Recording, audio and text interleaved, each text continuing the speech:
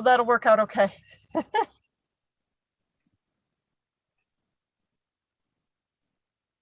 Hey friends, this is Neethi the pharmacist. Welcome to the Food Church.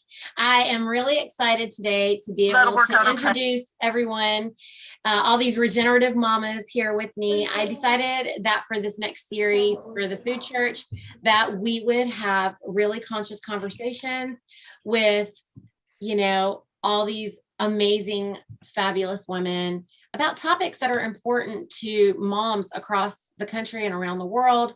And we could just put a little bit of our regenerative lifestyle perspective or lens on that. So today I'm really excited to be able to introduce you guys to Miss Lacie Dickson. She is Yurt Mama on Instagram and the wife of Mike the Fit Farmer. We've got Blaze Baxter. She's coming in from Bad Baxter Farm, and they're like really changing the world, living free out there in Oklahoma, I believe. And then I've got Miss Jill Baker, Mark Baker's wife from Baker's Green Acres. She and her husband and their children are teaching incredible homesteading classes and workshops and a lot more. You've got Miss Jessica Haggard from Primal Edge Health. I think many of you might know her too. She and her husband Tristan, they're doing private coaching and homesteading and crafting and making wool and all kinds of really cool things. So welcome, ladies. I'm like really honored to have all of you guys with me in the Food Church and, you know, helping us spread the good news about how important regenerative agriculture is for everything, not just for the food, but for the land, for our bodies, and for our communities. So welcome, everyone. Don't be shy, everybody. Well, thanks so much for having us. We appreciate it, or I know I appreciate it, sir. So we thought that it would be really nice every week when we meet, because we're going to be meeting. We're going to try to do, I think, 20 episodes and just see how, you know, you people out there in YouTube land enjoy this. If you're loving it, then please like us, share us, follow everyone. All the ladies links are going to be in the comments for every show so that you can follow what they're doing. But today we're going to learn about Miss Jill Baker before we get into our topic. And our topic today is going to actually be body autonomy. So hang out and stick around for that conversation. But Jill, why don't you take the mic? All right. Yeah, thank you. Thank you for having us all, Neethi. This will be fun. I have been an avid student of life for a long time, starting out with occupational therapy, which is a very holistic field. Then raising our kids. We started a farm while Mark was still in the Air Force and just loved it. So when he retired, we jumped in with both feet, whole hog, so to speak, and started farming here in Michigan. We got involved, we listened to Joel Salatin and Daniel, and really grabbed hold of the whole sustainable regenerative thing. And we're doing pretty good with it. And then we encountered a snag with the state of Michigan and our pigs, and that was a whole big to-do. We've had great food, lots of exercise, all the things that you get on a homestead and a farm. We weathered a lot of that challenge because any legal troubles are a challenge. A lot of people have experienced challenges with licensing, regulations, and this and that. Kind of takes the wind out of your sails. And in the process of everything, it turns out that great food is not enough. And being great to the land and the animals and the soil isn't enough if you're not regenerative in your own life practices and in taking care of yourself. So I explored how to get healthy and be regenerative with myself. And that study of life took me down the road of also becoming a coach so I can help other people do the same thing. And we teach homesteading classes now so that people can learn how to feed themselves and feed their families, and do it in such a way that it's good for the animals, good for their land. And it brings health in all the ways. And I've found that I'm helping a lot of, especially the moms, be regenerative for themselves and learn health for themselves and their families with good life practices, because you're your own best farmer. So it carries on through. So we do classes for just about everything one way or another, and are just continuing to be students of life, because that's a lifelong pursuit. And that's why I'm thrilled to be part of this and meet all these other ladies that are doing the same thing. All of us ladies. I know, I think a lot of the men get all the attention, but then all of us are in the background. Keeping everything together. Yep. Holding it all together, making it go live. Yes. So, all right. I didn't want to say too much about this topic when I sent it to you guys, because I didn't want to give anybody any direction with it. I want everyone to come at it with their own perspectives on body autonomy. Or did any one of you guys want to start the conversation or lead it off? No? Should I start? I mean, well, it's super relevant now, isn't it? It's super relevant when, body autonomy, your body, your choice. Your body, your choice. I don't want to leave it too far, because I would like, go ahead, Jessica. Well, it's interesting, right? In a world, and then picking up what Jill was just saying, when she's directly confronted in like what she's trying to do, her goals, and then directly confronted with legal restrictions. So then it's like, what do you do? It's a very difficult thing to navigate, right? And then the body, and when we're talking about what I think of, it's like mind, body, soul, right? So I mean, it's a huge topic to kind of sort to unpack, but we could probably start with the body aspect, right? To lead off of Jill's story, we're talking about food, we're talking about what we're putting in our body, the choices that we make daily, what we're building our body out of, right? These nutrients that are creating our body and sustaining us. And then maybe, just start there, like why does it matter? What is good, right? So we were saying like, and what is good food? Like, what does that even mean now? And then probably from there we could go into other topics, like Jill was saying, the food isn't enough. So why not? Why is the food not enough? What else is there? What else do we need, right? And then I think you ultimately go into like mind things, mentally, what you're feeding your mind, what you're putting in your mind, what you're exposing to, what you're doing for your children, so education, what are you teaching them? Right. And then the soul would be the last part, as far as like what culture are you being exposed to? What are the traditions that you have to pass on? What are you doing? Mm-hmm. Why? I would like to say one thing about it, because you just outlined basically everything you see, hear, smell, taste, touch, all of our senses are being stimulated.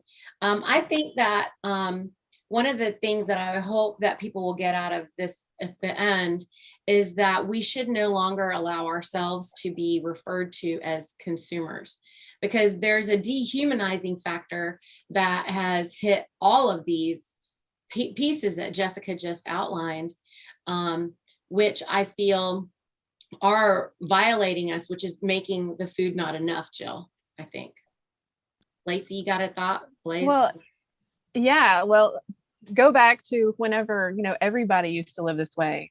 Everybody used to be connected. Like whenever we were talking with you before, and Mike and I, it's all about connection. And we were connected to the land, and we had all this. And not only did that nourish your body, but it nourished your mind as well. And every part of you. And then we became consumers, and you're disconnected. And then so now everybody doesn't see what you eat affect your health like it should. And we're so disconnected. We're disconnected from the land. We're disconnected from our bodies. We're disconnected all the way around. And, that plays a huge role into everything. I call it body integrity instead, just because when we're coaching people, you want to focus on the food because that's usually what they want the most help with. But it's everything in our environment, and the younger us having believed doctors that were paid by pharmaceuticals to tell you that certain things are okay and they weren't. And so removing all toxins, not just food, it's a huge deal. Yep. Well, they're poisoning our water. They're poisoning our skin, you know, and you're never, especially women. I mean, we could get into that too. I mean, one of the things I think that is really never being addressed correctly, especially right now, because they're creating all of this confusion, this gender confusion thing, or whatever it is, and they're taking power away from men and women. And as mothers, I believe it's really important for all of us to make sure that no one's taking any power away from our children. I mean, one of the reasons I want to have this conversation with you ladies and just generally have this group having conversations every week is because, you know, I feel like our work is to just more powerfully pour power back into the people. And right now, people need that more than ever. They've dehumanized us by calling us consumers. They're dehumanizing us with this, you know, mark of the beast, where they're covering the face, which is 1,000,000% unnatural, all in the name of safety. I like the idea of rewriting the language we use and getting away from consumers. Mm-hmm. If we're going to have the power, we have to take ownership. Yes. So we're owning, no, I get to decide what I put in my body, whether it's the food that I want to eat. You know, just because you say McDonald's is essential does not mean it is. Thank you. Or, you know, pharmaceuticals, what medicines we use, or whatever else it may be that they want us to put into our bodies. We own our body. I fired a doctor because she just was mocking my naturopath and what I wanted to do, and she wanted to force a statin on me. And so I went to a different doctor who would work with me, doing what I wanted to do with my health and just support what I wanted. She's on my medical team along with my chiropractor, and Right. you know, but I'm the owner of my own health and my body. And that's what came to my mind with body autonomy. Is it's not only I'm autonomous, I make the choices for my body, but also I'm responsible for those then. So I'm responsible for when I go to bed. I'm responsible for when I eat and what I eat and what I put on my skin and all of those things. And that's a huge mental shift, because they're selling the consumer idea, the, you know, just listen to the authority and don't ask questions idea, rather than ownership and responsibility. Just buy what I say. Just buy what, hey, don't you want this? Don't you want this? Don't you want this? That's all they're doing. It's, you know, clickbait for everything. And let us put it on your porch. Let us just put it in your I can go off the responsibility part a lot, just because this topic actually hit home with me really hard, because I spent 20 years with breast implant illness, and I had to take the responsibility to have them removed and then spend the next 20 years recovering from that. So that's actually what led me to food for healing, is trying to figure out what the heck was wrong with me as a young woman, trying to listen to a doctor tell me that my symptoms were in my head and that they were completely safe. And that was a huge responsibility to take on, and then teach my 3 daughters. You know, I have this hashtag not our daughters, because I don't ever want them to think that their bodies are not okay, and that they're beautiful, and they're much healthier than I was at their age, that's for sure. But it's a lot of guilt, but it's eye-opening to take on that responsibility too. So I don't know if that kind of goes. They have everyone trained along with this consumer agenda. They're also saying, you know, you can't shame, you know, we're here to protect, you shouldn't be shaming people. You shouldn't be shaming your children. Like, you know, if you're trying to teach your children obedience or, they need to have a level of obedience to be able to learn, to be able to practice some structure, to be able to just navigate their way and honor nature. I mean, nature operates in an order. It operates in an order, and it's a law. It's a universal law. Like doctors try to push the medications on you. I mean, people don't think about that whenever you're getting a hernia mesh or knee replacement. Those kind of things are just as toxic as the chemicals that we're exposed to on the outside with our skins. Or wrapping your stomach, or cutting your stomach, or shrinking your stomach, or cutting out pieces of your body because they say that they're not relevant. Lacie, you look like you have something to say. I was just saying, like, it's so hard in our society because you have all the commercialization of everything, and you hear, oh, natural is beautiful, but on the other side, all you see is breast implants and butt implants and everything else.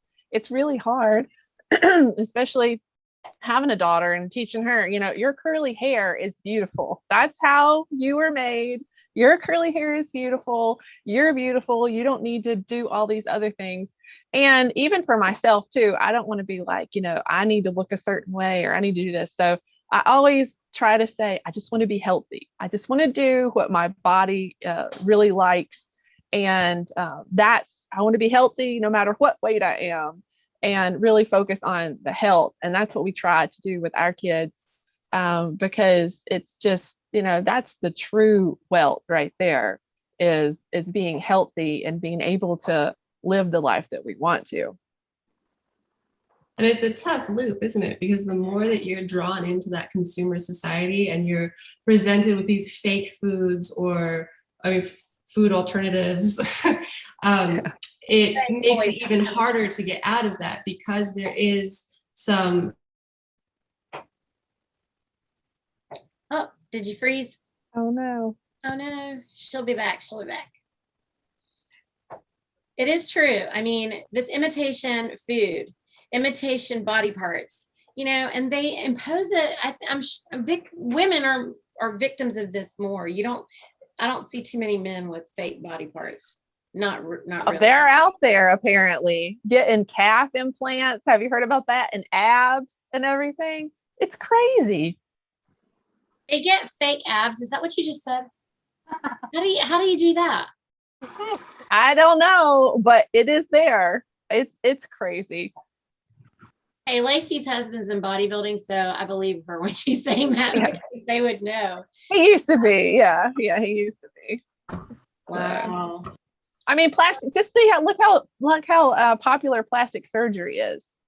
It's just ridiculous. And they want to look a certain way. That's just be who you are. Okay, that's interesting. I'm working, we're all coaching different people. I find that a lot of ladies have been trained these days, and I'm talking about a lot of women who are 25 and under that I encounter. They're all being trained to have started weighing themselves when they were kids. I don't remember ever getting on a scale, except for when we did go to the doctor, which really wasn't on any kind of regular basis. In my day, we didn't go to the doctor unless there was some reason to go to the doctor. So we didn't really go to the doctor. But if you did go to the doctor, they would weigh you there and measure you.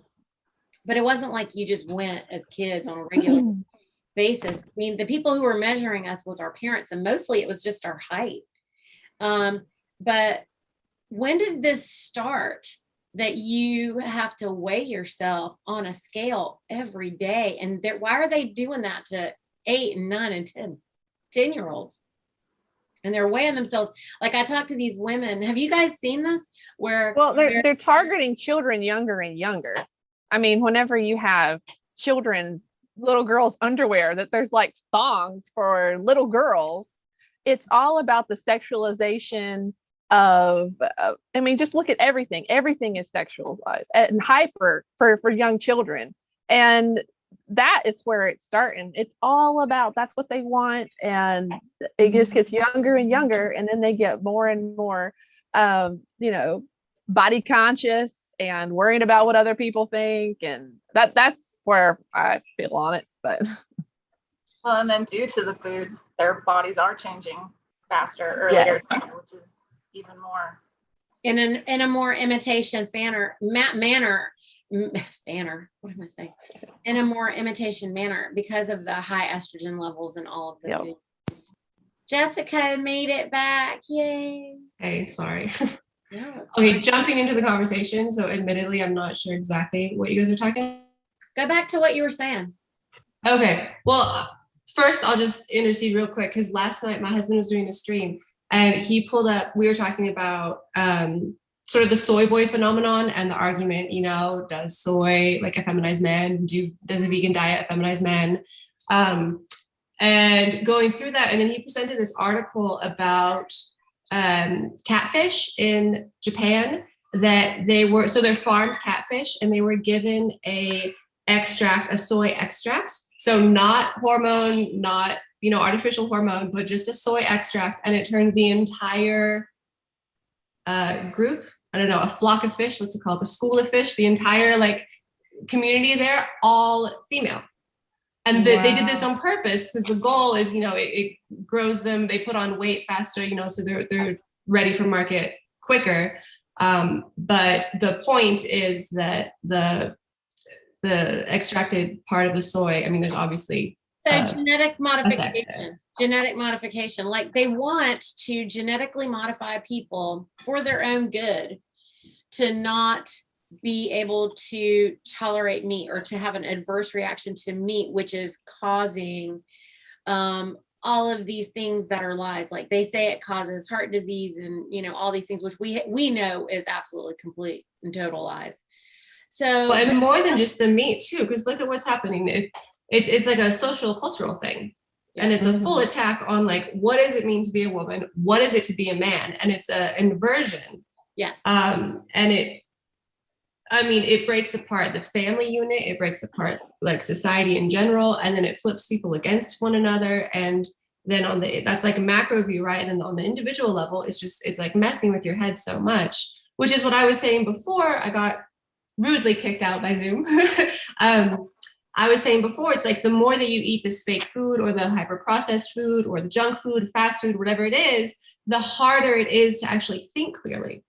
Because you get inflammation in your brain, because you get like food addictions and you can't even control your own emotions, or just because of like blood sugar ups and downs, you know, like whatever people's problems are, there's a slew of them.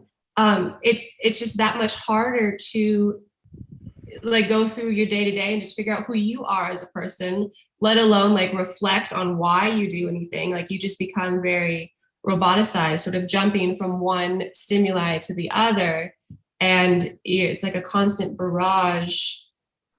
It just makes life really difficult, right? It makes life really difficult. I don't know if anybody here has gone through that transition of living in a more urban environment and then moving to a country or to a more rural or even a town or a suburb, you know, if you've gone through that personally. But I think it's all the more difficult to be thoughtful and considerate of your life and your actions in a holistic view when you are physically enmeshed in a more urban environment, right? So it's like, I don't know, maybe somebody else can jump in. It depends where you want to, I feel like where you want to take that. I agree. I mean, I'm immersed in town. Mark's asked me, he's like, Neethi, why don't you get out of of town? And the only reason that I don't leave town is because I feel like there's so many people here that need help. They need my help and they need the food too. And everybody can't just go out there and do it on their own for a variety of reasons. But then a lot of people, you know, like my family, we want to be immersed in a tribe, you know. Right. No, it's unrealistic. I hope I didn't phrase it like that because it's unrealistic to think that everybody should just relocate. Relocate. I meant to use it as an expression to emphasize the importance of food choice, right? Because it's like when you want to start taking more responsibility over your life and you want to sort of solidify yourself. Like food is a very easy way to start, right? Because you're always, when you're in a more urban environment, it's just that much harder to produce things yourself, right? Or so when you're more like the consumer mindset, I suppose you could be anywhere, living anywhere really. But when you're buying things, so it's like you just start buying different things, right? And that's a great step one to sort of these other avenues that we're talking about here. Mm-hmm. I think it's interesting because all of you guys left whatever you were doing and moved away and decided to live the uncivilized world, as I say it, because there's the civilized world, which we know is the manipulated world, which is the sickest world. And then there's the uncivilized world, which is where health is, where all the creators are. And I really, I want to be able to just leave and do that. And at the same time, I'm like, why can't we just do that and also enjoy being here with everybody? Blaze, you want to say something about that? Or sorry, Lacie, go ahead. No, go ahead. I was just going to say it's hard with that, because now I think the more that I'm disconnected from that world, the more I have a hard time reintroducing into it when I need to be too. So it's a difficult balance, especially as we age and think about how long we can do this. And I know it does keep us healthier, and hopefully we can do it until we die. But there does have to be those other avenues of finding healthy foods, because we all know, like Jessica was talking about, you walk into a grocery store and you can't find a darn thing that doesn't have soy in it. Mm-hmm. So it's 2 steps forward, 2 steps back sometimes, because you have to find a balance. But I mean, leaving was definitely the best thing that I did for my family, but it is a completely different world, and the more I'm immersed in it, I love it, but it is harder to go back into that city life when you need to, for sure. And it does affect me. I think it affects everybody more than they want to admit. I think once you get healthy, you know, and then you can't go back, right? But trying to convince people to take that step is really difficult sometimes, because they are used to feeling sick and don't even know that they are. So. Or it's not always about that. It's also, I mean, I will say it has things to do with money. It has things to do with, family, and, people who are relying on you. Like, we have folks that we're taking care of, it's like, it's not that easy to just say, hey, let's all move.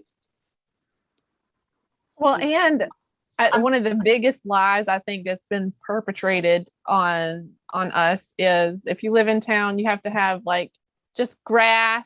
Even in the suburbs, everybody has this big lawn that's perfectly trimmed and all the space where you can be growing food and you can be having chickens and you can do this. But there's regulations and all this. But I think that's one of the biggest things. When we lived in town, we couldn't have chickens. That was why we actually moved. But we grew a big garden. We had corn growing in our flower beds in the front of the house. I always told people, like, that's how you know it's our house, is because there's corn growing out there. But I think if we all took, just a step into growing one thing, and that's why what we try to, encourage our viewers on our YouTube channel to do, just grow one thing. And then every year you can add something else to it. And before you know it, you're a producer, and you're not as much of a consumer. And so you're switching those roles at least a little bit. Or be really nice and go support a farmer. Like, eating is an agrarian act, and farmers are out there producing things for the eaters, and they're looking for a market to sell. So, they need eaters too. It's not that, I think in this red hot minute, there aren't enough people growing enough food. And so that's the big push for homesteading and for farming. But at the same time, they need eaters too. I'm working with people on both sides of the fence, and it's hard to, for the farms to find enough eaters too. They need the volume. So for anybody who's saying, like, I'm reading in the comments here on YouTube that, Tina's saying that growing up in the 70s and 80s, they were just taught to open up a box. Well, I grew up then too, and I wasn't taught that. So I think that it just depends on where you were, because I wasn't taught to open a box. We actually had a lady, we had the chicken lady. That's what we called her. We don't know what her name was, but she had a pickup truck, and she used to come through our neighborhood, and she used to come on Saturdays, and she would come through and she'd have this loud country music, because that was her variety of the ice cream bell or whatever it was. And she would drive through, and all of us kids would be outside playing. And we knew that we had to go tell our mom the chicken lady was here. And she was going very slowly, just go from driveway to driveway. And she did. And we would get chicken and eggs every Saturday. That was what happened. And we had a milk guy, and he used to put milk on our porch. And I was in Charlotte, North Carolina. I wasn't like living out in the country somewhere. I mean, I guess it's people think Charlotte, North Carolina is a country. I don't know. I mean, like a more country. Sounds country to me. I'm from California. I know it's more country than California. Okay. But and at the time, admittedly, it was only a 7-mile radius. Okay. So Charlotte was a 7-mile radius at that time.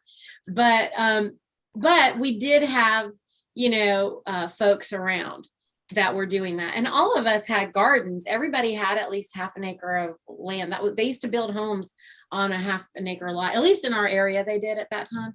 And so everybody had a garden, but everybody wasn't good at it. And so you had to be friends with everybody on the street so you could get what you needed. For sure. And that rings true for today too. It's like, I mean, even if you have, I think, all right, so we have to be careful with how we present things, as far as like, there's a spectrum of goals here, right? There's like an ideal, there's a practical, and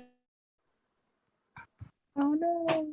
Every time Jessica gets ready to say something really good, Zoom, I'm not liking this. Is that Zoom?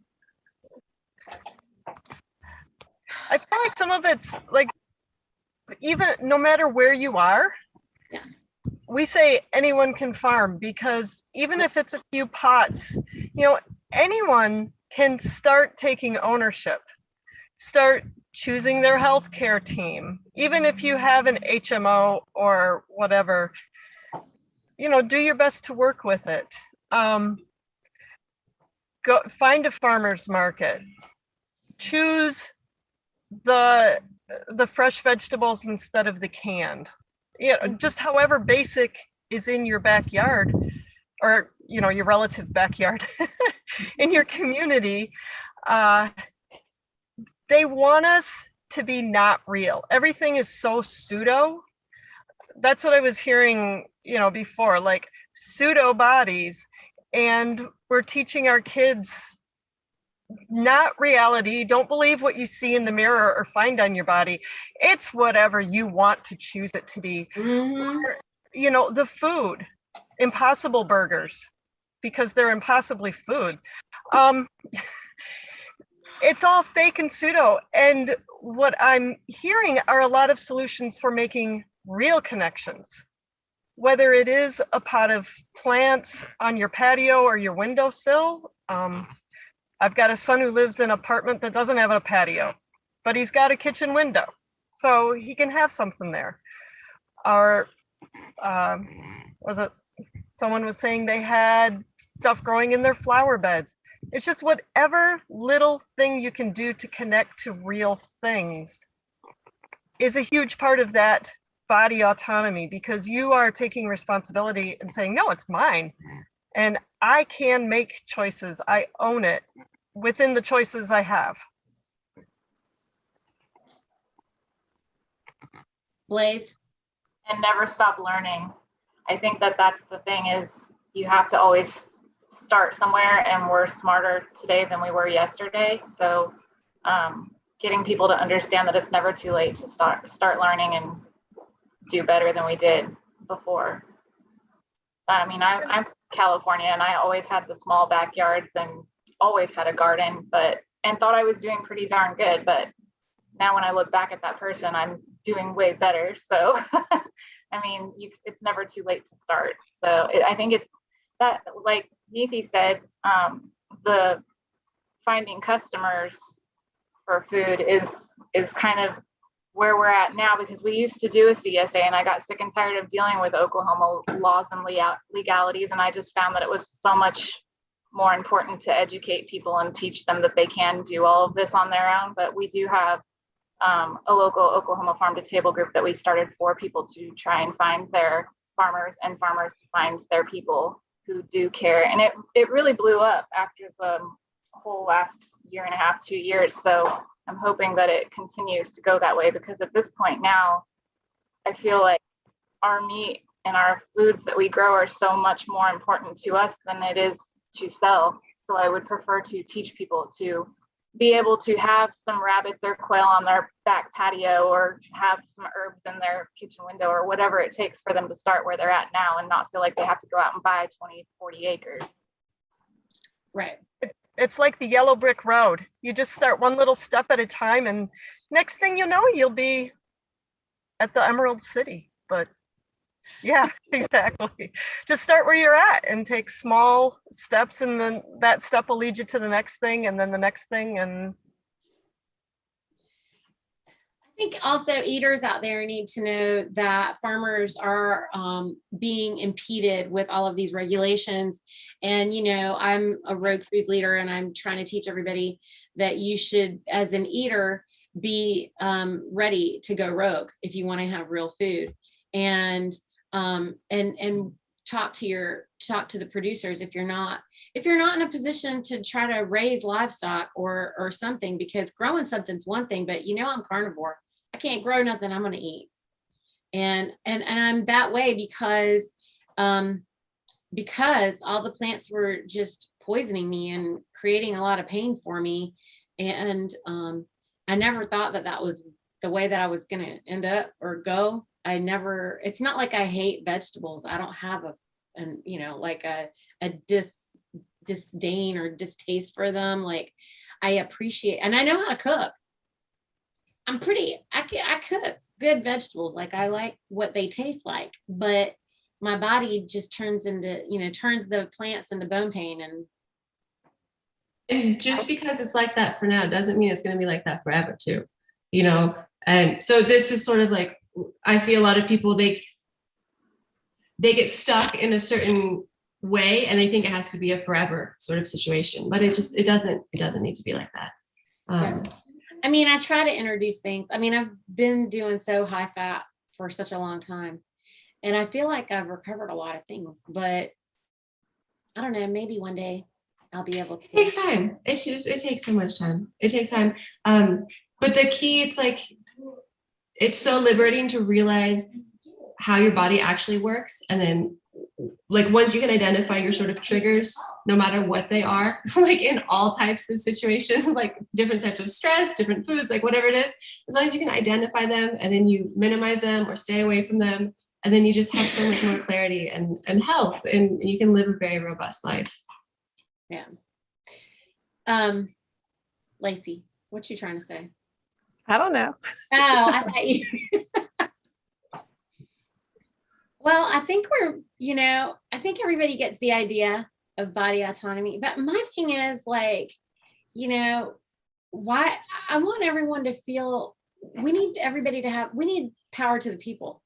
We need people to be brave, and we need people to, I think everyone wants to have these conversations, but they're afraid to have this. What is holding everybody back from being able to just say? Because Blaze, you're pretty, like, you got Bad Baxter Farm, and she's got all this bad, whatever. And then she's the shyest one, when you talk to her. I told you YouTube makes me nervous, but no, Blaze is pretty badass. I mean, she's teaching how to butcher hogs, and she's a badass butcher. Okay. So at the point now where when people ask me why we're not selling anymore, I say because our food is too healthy to legally sell. And I really truly believe that at this point. But I think that no matter what we're talking about topic-wise, it's important for us to fight for our freedoms to have those choices. And that goes all around the board for everything, especially when it comes to our bodies. And I mean, I just don't understand, like, why right now my health or my personal choices are or anybody else's business unless I want to share it with them. And when somebody comes to my page, they have to accept a little bit of that tough love too. Because I'm just going to say it like it is. And so I think like one-on-one, I just do a little bit better, but I think the stress of the last couple of years has really rerouted our brains as far as how we can do the best to help others make small changes. And at first I thought it was selling food to the people, and now I feel like it's more showing people that they can raise and grow their own meats, but also fight for their choices when it comes to health, no matter what. Well, I think we have to teach people how to, have that power, because to make their own choices, because so many people are, well, the doctor said this and the doctor said that, and this person told me I couldn't have raw milk because it was going to make me sick, and this person said this, and nobody really wants to take that responsibility and really dive in and do the research on what's good for you and what's not good for you and what hasn't been, pumped through mainstream media and everything. So I think, I try to put information out there, be like, hey, why don't you look into this? And I think that's part of our responsibility as food producers, is teaching people how to take back that power that was been taken from them, and teach them how to use these natural things, how to use food for medicine, how to do, live a different life that's not so, it's stressful being a farmer. I know that it's prescribed. Yes. I mean, we're saying you need to make deliberate and intentional moves, and you need not to operate in fear. There is nothing to fear. Yeah. But there, everyone is, it's the training. It goes back to the training. You're not allowed, because they've established this litigious society conveniently so that Blaze can't feel comfortable, because she feels like somebody's going to come threaten her farm and shut her down or put her in jail just because she's raising real food, or they threaten Jill and Mark's. I mean, you should hear Mark present that whole story. It's fantastic, because there's no reason why anyone should be going after food producers for speaking the truth, because if your hands are in the soil, then that what is in the box, that box, that talks to you, it's just lies and more lies. So it's just like this fear creating lie box that that doesn't have any reality behind it. And I mean, I guess people could say, well, why are we on YouTube trying to tell people? No, but it just makes it all the more important. Like, look at all these hurdles. It's easy to romanticize raising your own food or having a garden or going to the country, whatever it is. But it's like, then there's the reality. And then you're really confronted with, how badly you want to make this choice. How badly do you want to stand up and do this for yourself, for your family, for your community, for those watching? Like, we're here as an example of what can be done. We are all 1, 2, 3, 5 people, and we all have very different lives. We all believe in our own bodily autonomy, and we have different ways that that's manifested, different ways that looks for us. However, we struggle through it every single day, and we're making choices that build on other choices, and we've worked for years to build up momentum to be where we are now, and it's still not perfect, right? Nor will it ever be. So there's not this false illusion of like, there's no picket fence in the country, nor is there in the city, nor is there in the suburb, right? Like, this is life, and this is, dare I say, like a war? Anybody? Like, we're fighting here, and we're making a stand, and sometimes it feels like it's pointless, and other times it feels like nobody cares, and then there's some times where it just all comes together. And then those are the moments that keep us going, because there's something in there that's real, and there's right, and there's truth, and it's worth fighting for.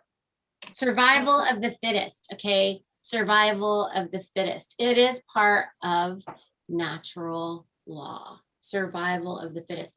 So we're not always just fighting like we're fighting against the bad guy fighting.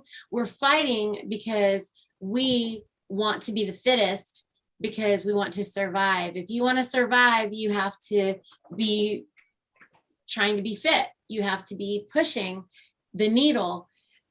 You know, why? I guess it sounds better when you say, you know, oh, I'm always trying to just do the next thing, or to grow, or to be better, or to be, you know, maybe that sounds better. And instead of fighting, because, you know, we're expanding. This is an expansion lifestyle. It's an expanding universe. You know, really hard to, like, it's so much easier to talk yourself out of something than to into something crazy different than what you're used to. And I get down on people when they make excuses. I'm like a no excuse type person. If something's important enough to you, then you make it happen, and your health should be the most important thing to you. So I don't, you know, we're the perfect example of just making it work, even after the things that we've lost over and over again. And I get frustrated with people that say we don't have the money or we don't have the time, because you make the time and you figure out the money. There's no excuses. Blaze's house was literally wiped away with tornadoes. It was a tornado. Oh, fire. Which ones? I'm getting. Months after we left California and moved to Oklahoma, we got completely leveled out by a tornado and rebuilt completely debt free after taking 2 huge pay cuts. So, I mean, there's always a way. They're still living free, and they're still living free. This is, Don't be afraid. lumber prices went up, and I didn't finish, but we have a roof over our head.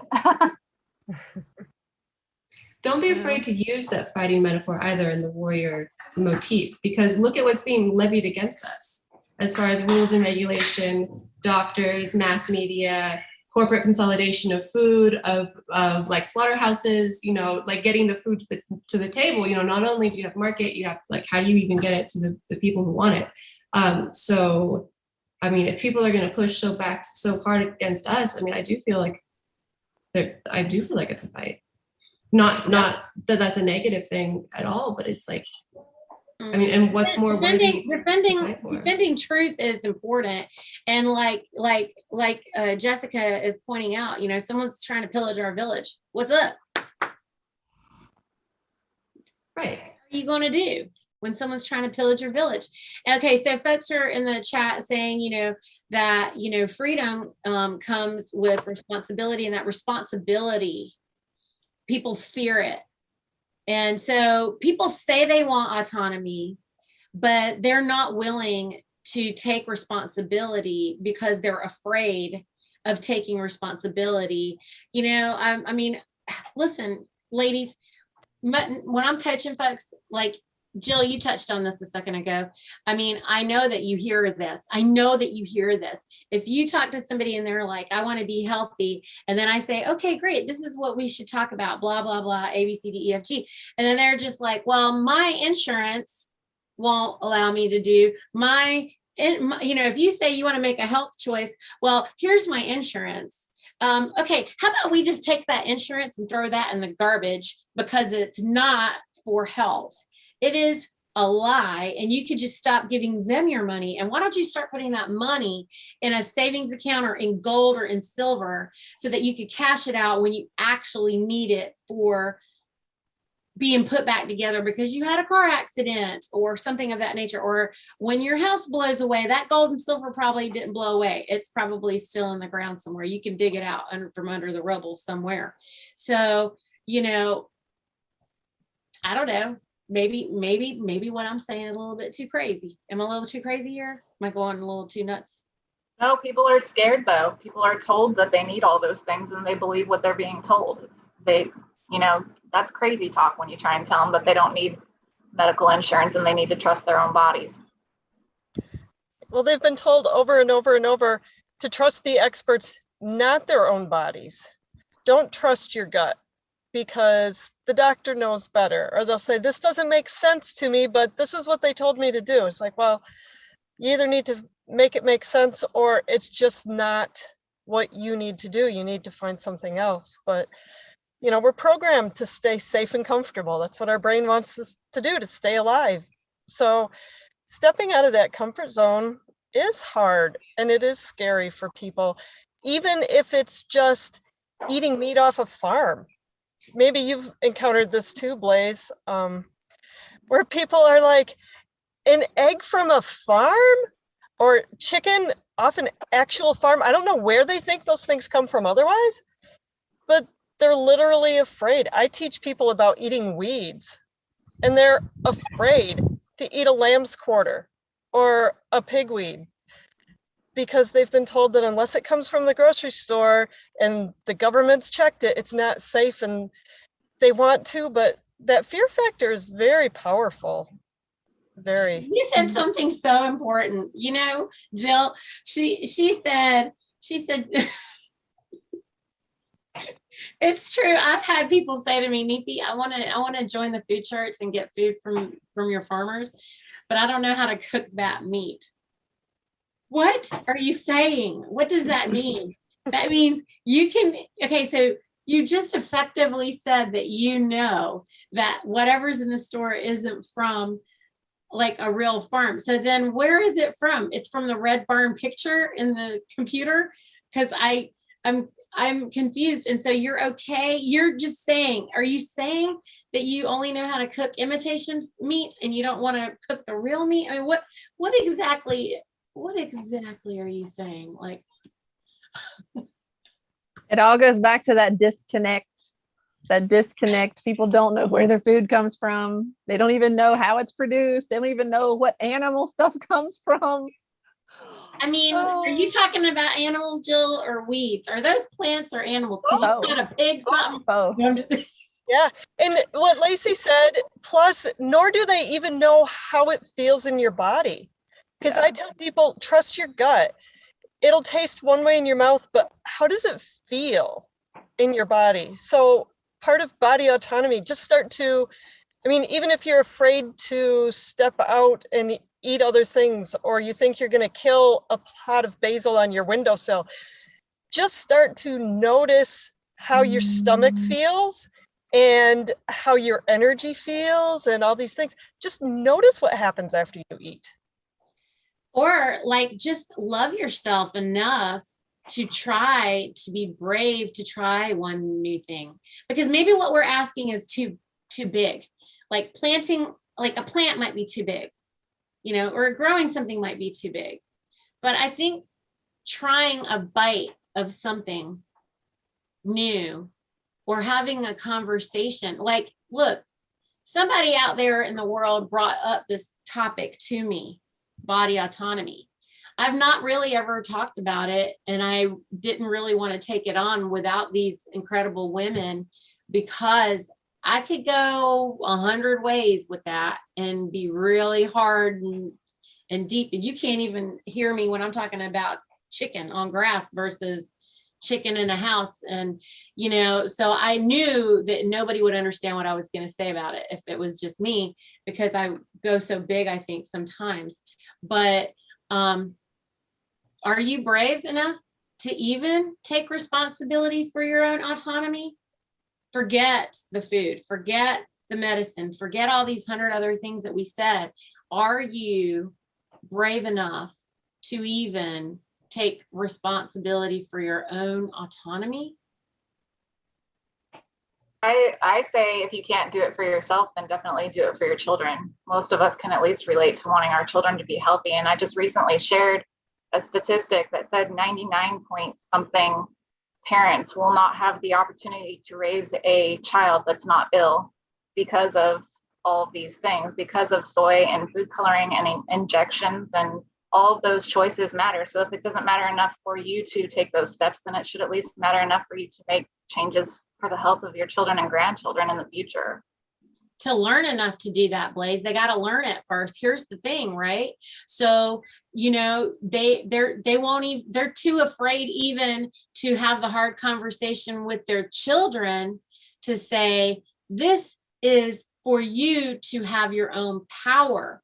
You have to learn how to eat meat and vegetables, or meat and herbs, or meat and plants, and not Cheetos and Doritos and Skittles and crap, because because I cannot tell you how many mothers are just like, well, how did your children were young when you did this? Our children are older. My children don't remember nothing from when they were young. My 17-year-old tests me constantly because he's like, yeah, my sister died when I was 5. I don't remember why you came up with all of this weirdo concoction and why we're having to be weirdos still. I don't remember that. And so I did whatever from when he was 5. Okay. And now he's 17 and he can drive and he wants to be out there with all these maniacs. And he wants to know, and he wants to have his own experience to remember why. So don't tell me I got it easy or any of these ladies have it easy, because any of their children can leave the land anytime. And when they get out into the crazy world, then they've got to, have enough power that only you would pour into them for them to feel powerful enough, boss enough to be able to go out into the world and say, no, this is my body, my choice.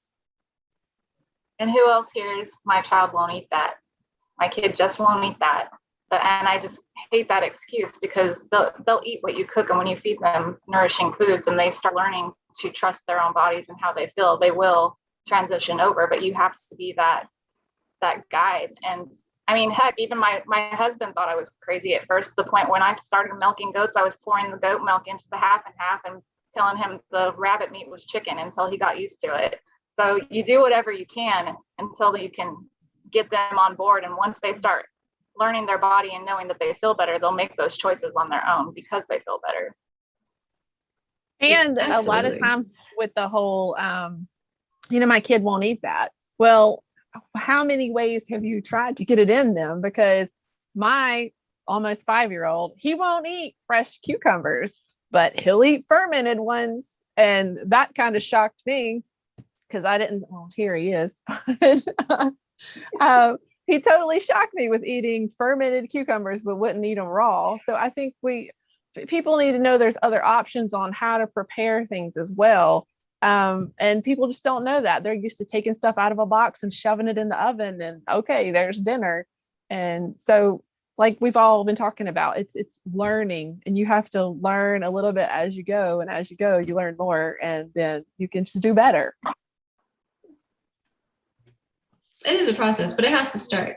And you need examples too, because otherwise you just get lost or you get overwhelmed, Yes. I think overwhelm is really easy. And then setting up unrealistic goals is very easy. People tend to be rather extreme as far as like, okay, I'm going to make a change. I'm going to go like all in.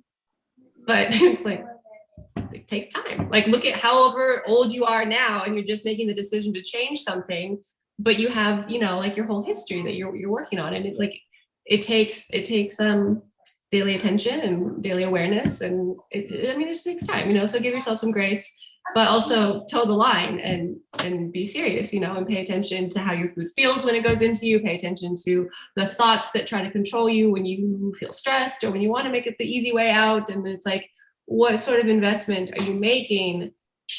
Right. Because we know life is hard, and we know like we only have limited resources. So what are we going to do with them?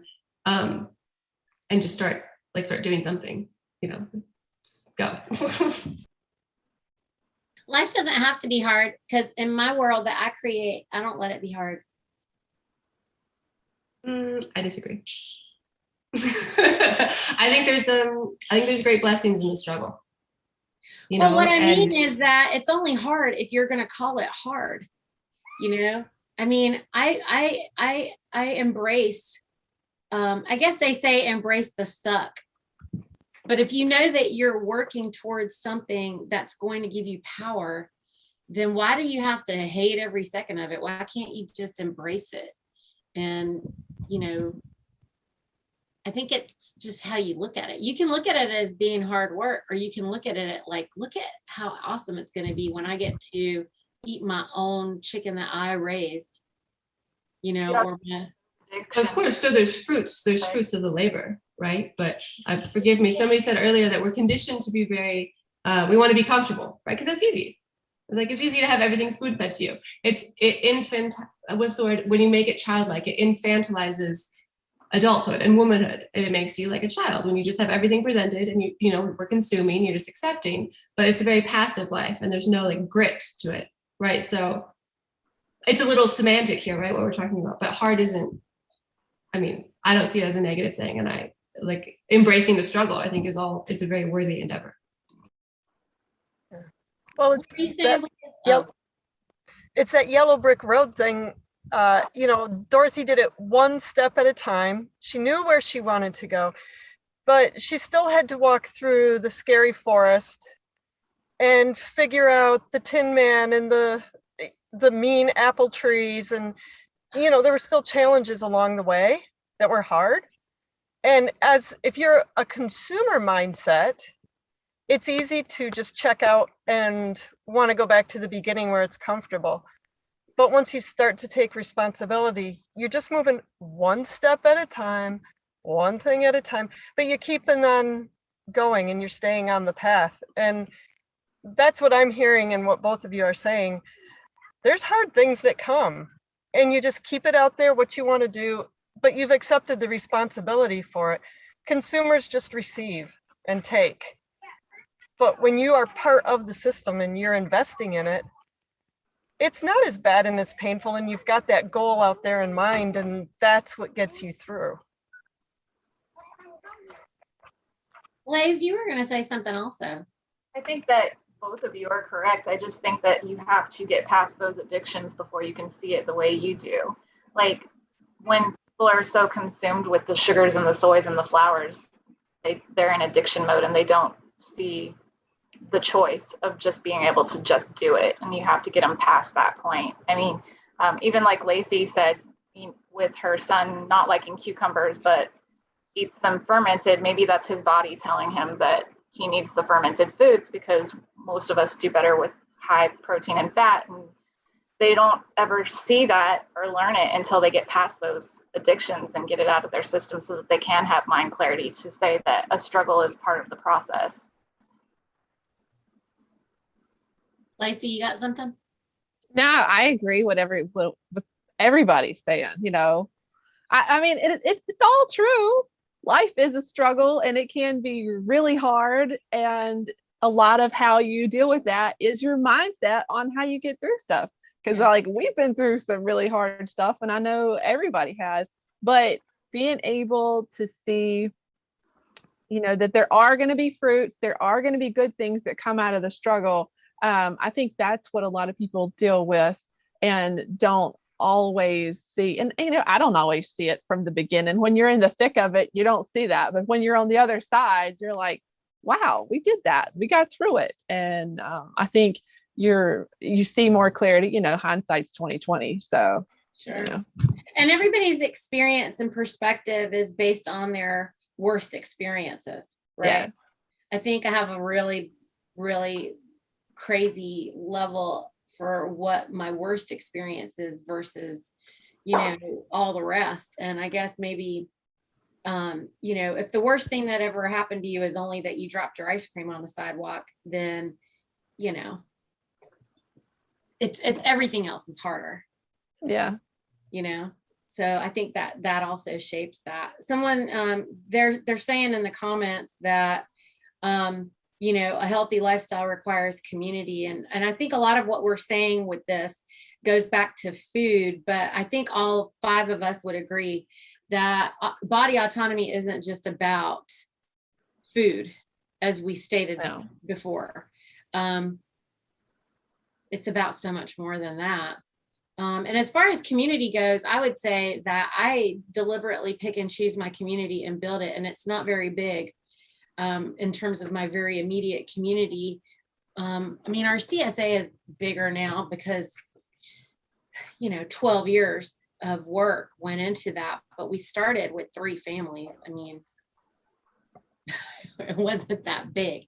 And all of us didn't even like each other, the 3 families, in terms of wanting to hang out and socialize. We're not, a lot of these people, I don't know that we're all interested in hanging out with each other, but it is just nice that we all choose the same food. Well, it's nice to know that you're not crazy too. Yeah. Because when we started, and that was just 7-8 years ago, you feel alone. And because you're the weirdos that want to go and grow your own food and grow food for people, and then it's you do feel alone. And then you find other people that want to do the same thing, and you're like, oh, well, I'm not so alone. But some of those people live far away, so you still don't get to see them that often. But at least you know that you're not alone in, your crazy dreams. Blaze, you have something? I mean, I say question everything that you're told and research everything that you're told, because we're not all being told the truth. And so many people are just completely fine with not just accepting what they're being told. And so I just feel like that needs to be a first step, whether you're raising your own food or supporting your local farmers. Locality is so important, and questioning things is so important, and everybody's freedom of choice is so important, body wise, food wise, everything. And so many people are just so willing to give it away right now. It's saddening. I miss the tapestry. The thing I enjoy about all of us getting together to have this conversation is we're all coming from such a broad tapestry of experiences. But even, and we're all in agreement with a lot of things. But even the people who are not in agreement with us, I love to have a robust conversation, a healthy conversation with people. And we don't have to agree about every single thing. I think that it's just nice to just know that, oh, okay, I don't have to agree with the way this person wants to do this, but we all should be free to do whatever we want to do in the different ways that we want to do it. As long as, you're not harming anybody else, who cares? Like, I don't care. If you're going to mind your own business and what you're doing isn't going to hurt me or my people, do it. I think you should enjoy it. Isn't that also part of autonomy? Live and let live. I agree. Yeah. Are we all talked out on this topic? Jill, you got anything to wrap it all up for us? No, I think we've all said a lot on this one. And I hope people have found a place that they can start with it, or something to think about with it to kind of challenge them this week. But a starting place, doing the thing, is where you start to have the power. If you do nothing, then all this is like books on a dusty shelf. But, find one little thing out of this whole conversation that you can grab hold of and do it one small little thing. And that'll move everything forward. That moves the whole world forward. That's very nicely said. Yeah. All right. Well, I think I'm just going to leave it right there. Unless anybody else has anything else to say. I think this was fun. What do you guys think? Jessica, Blaze, Lacie, everybody, Jill? I've had a good time. That was good. That was really nice. Thank you for having me, Neethi. Thank you, everybody, for joining the call. It was really, I'm very inspired to meet other people, to know I'm not alone. I'm very inspired to see the examples that you guys are leading. And I hope for the audience that we have left sort of seeds that can blossom in your own lives. And like, today's a new day, tomorrow's, hopefully we have more time, hopefully, day by day we learn more and we can take more action and authority over our lives and responsibility. And, I would love to continue this conversation too. I think there's a lot of good that can come from it. So yeah. Thank you. All right, everybody. Well, join us next week here on the Food Church. We're going to be live at 11 a.m. with a new topic for all the regenerative mamas to go over. If there's something that you guys want to hear us talking about, then please be sure to put it in the chat and let us know. And we will be getting back with you on that. I will, once the video has posted or whatever, then I'll go back in and make sure that we have links for all the ladies so you know where to find them, how to follow them. And we're also going to be posting this on Odyssey, Odyssee, if you guys want to check it out there. All right.